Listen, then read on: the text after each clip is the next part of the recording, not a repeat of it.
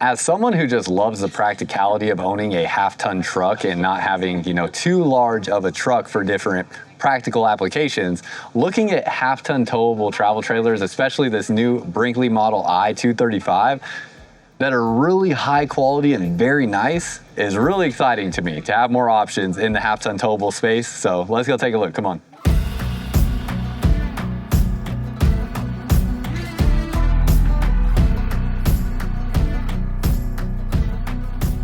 What's up, y'all? Welcome back to another video. If you're new here, my name is Myles with Firmly Unbound, and this here is the 2026 Brinkley Model I 235. Now, you'll be able to see the floor plan layout and the specs here. Now, don't get this confused because there are two different Brinkley Model I's now. There's the Model I and then there's the Model I X.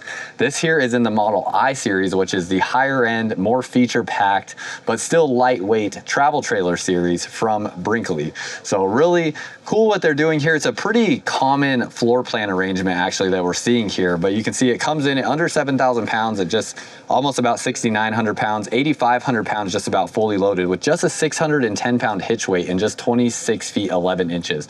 Very similar in size to the travel trailer that I have that I tow with my 2023 Toyota Tundra, and I have towed my trailer that is very similar in size to this all across the entire United States. I've probably towed it over 30,000 miles across the US, believe it or not, and haven't had any issues towing a camper this size with my half-ton truck. So I think it works really well. Now with this Brinkley Model I, this is probably one of the highest end travel trailers you're gonna find in this size and price segment.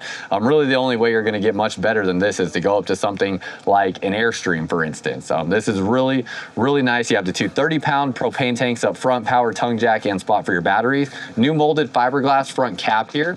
And you see how this automotive grade windshield sits nicely into that front cap, basically flush with the front cap there. Looks really clean on that front end. You have the LED light strips up through the siding here, and slam latch baggage door, so no clips to deal with here. Nice thick baggage door as well. It's not a thin, flimsy one. And you can see the slam latch mechanism on that with the magnet latch there.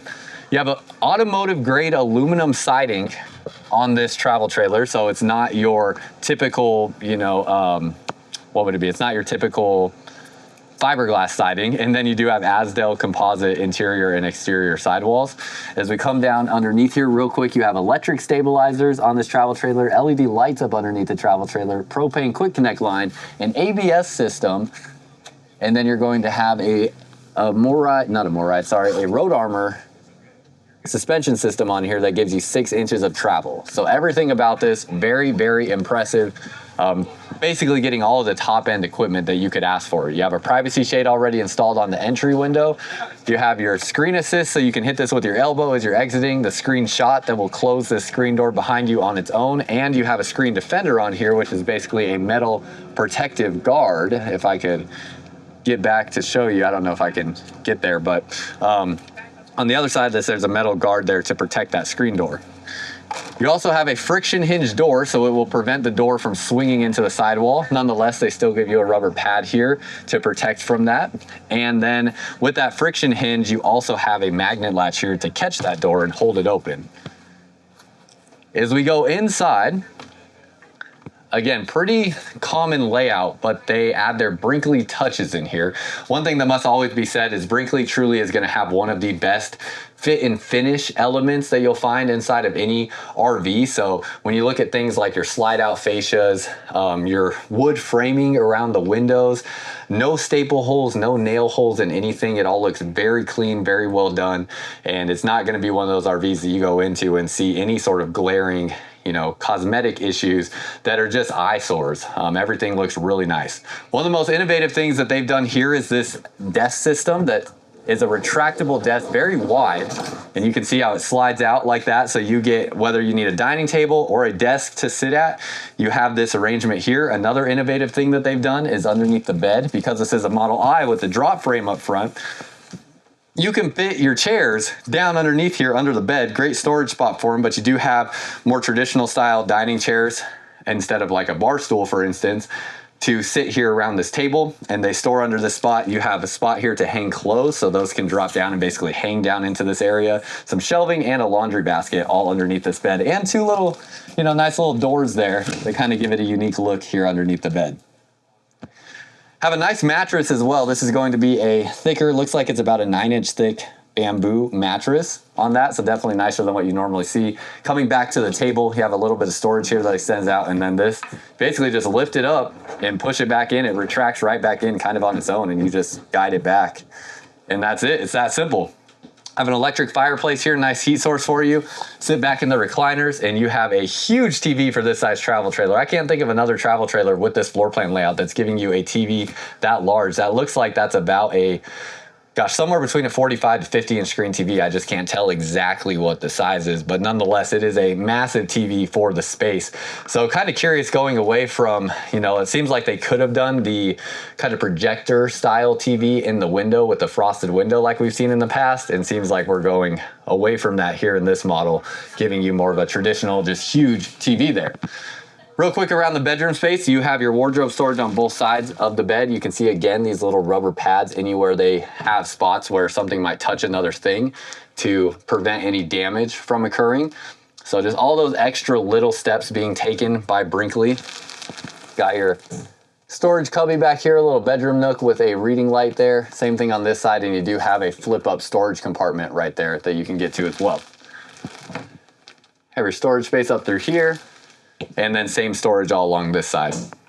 Turn back around this way, you have your two recliners here. You also can get a sofa that makes into a bed in this space if you would like.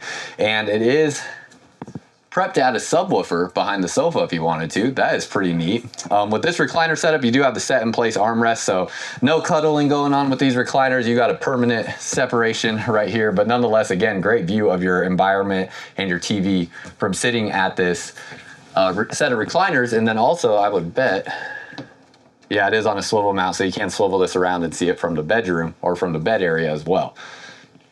Have your speakers here in the ceiling, so speaker here, speaker there. Your Furrion AC ducted throughout this travel trailer. Looks like this is likely the 18,000 BTU Furrion chill cube with this and ducted through the area. And then we have a bunch of storage right when we walked in. See here, you can hang some stuff in this spot. It looks like you have a removable shelf right there. Set in place shelving here, and then storage up through here. And your controls. So you have your 12-volt heat pads on the water tanks, tank level monitor, sound controls here, and your awning and slide out controls. Plus you have all these QR codes as well for various different things in various different areas of this travel trailer that will show you how to use and do different things with your RV. Got a couple drawers here. You can see the dovetail joints on the drawer construction, one of the only travel trailers in this size range that is going to have that. And then no storage underneath here. It's just breakers and fuses and access to the furnace, but they give you the doors there to kind of make it look more cohesive through that space. Coming back into your kitchen area, we got our pantry right here, 2 shelves and then a pull-out drawer. Down underneath here, another shelf and a pull-out drawer. And then in the refrigerator, we have the French door Furrion 12-volt refrigerator. Good space here with adjustable shelving. And then your freezer portion down beneath will give you a nice drawer there. Pretty nice getting this size refrigerator in a travel trailer this size. Have some hooks along this wall. And then we have the bigger vent fan over your kitchen space. Absolutely love this 3-burner stove. Looks fantastic. Solid surface countertops. Even though this is a half-ton towable, more lightweight travel trailer, that's almost unheard of from anything else in this segment. Got your trash can there, and you have your spot for your paper towel roll, which can be removed. Have your window right there, more storage underneath here with 3 drawers. All these drawers are pretty standard and common. I don't think there's anything crazy going on there. And then your microwave doubles as an air fryer or convection oven since there is no oven, which increases your amount of storage. No real tile backsplash in here, so this is just a stuck-on kind of, tile look on that. Nice LED light strip there, outlet here. Charcoal stainless steel sink with a bit of a honeycomb pattern in the base of the sink. Retractable faucet. Then we have a nice big window along this wall. And I believe this looks like it's prepped to add a dishwasher in this space. I could be wrong on that, but I don't know why else there would be an outlet down underneath there. So if I'm wrong on that, someone please correct me, but that looks like that is prepped for a dishwasher. Got your door to the bathroom right here. You can see it does offer a fair amount of privacy on that door, so there's not any real massive, gaps or seams with that door.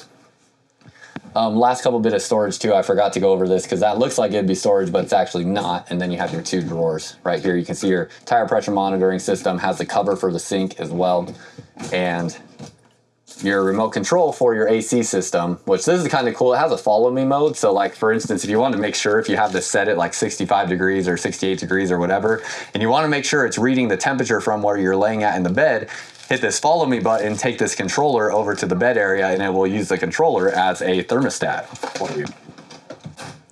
Going into the bathroom, I know this is not everybody's preferred layout for some people. It doesn't bother me, but the concern is some people just don't want the bathroom this close to their kitchen space, which I understand. It's just not something I would be worried about. It's not a priority for me, but I can understand if it would be for others.